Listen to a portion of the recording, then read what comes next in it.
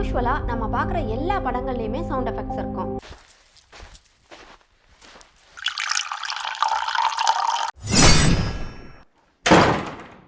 அதுவும் ஹாலிவுட்டில் சவுண்ட் எஃபெக்ட்ஸை அடிச்சுக்கவே முடியாது. ஆக்சுவலாக சவுண்ட் எஃபெக்டால் ஒரு படத்தோட கண்ணோட்டமே மாறும். நார்மலாக போயிட்டுருக்கிற ஒரு படத்தை திடீர்னு ஒரு சவுண்ட் எஃபெக்டால் ஹாரராக மாற்றலாம், க்ரைமாக மாற்றலாம், சஸ்பென்ஸாக மாற்றலாம், ஆக்ஷனாக மாற்றலாம், எப்படி வேணாலும் மாற்றலாம். What is sound effect?